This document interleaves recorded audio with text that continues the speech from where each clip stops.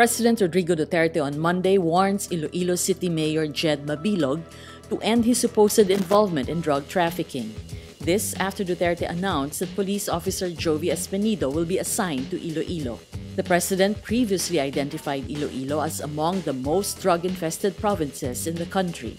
Espinido was assigned to 2 towns, both led by mayors in Duterte's list of suspected narco-politicians. Both mayors died while Espinido was police chief.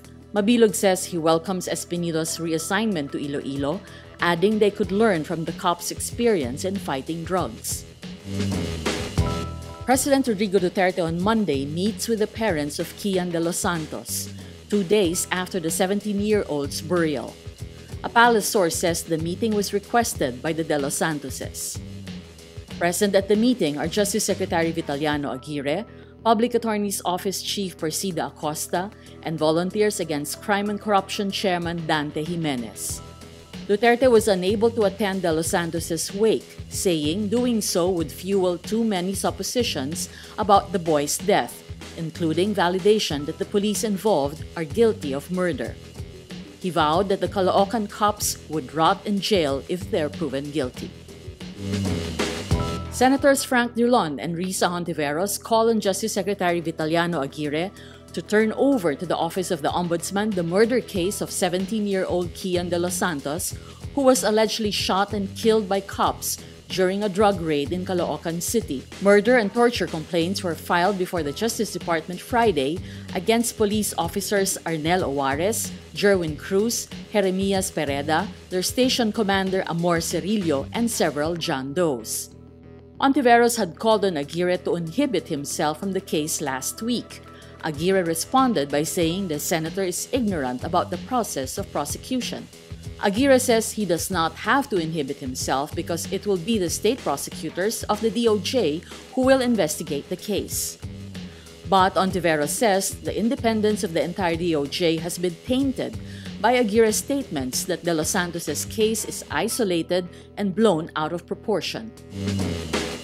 President Rodrigo Duterte hurls fresh insults at United Nations Special Rapporteur on Special Executions Agnes Callamard Monday after she tweeted that the death of 17-year-old Kian de los Santos should be the last in his drug war.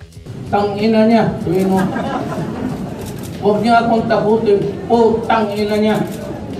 Gago ko sa siya.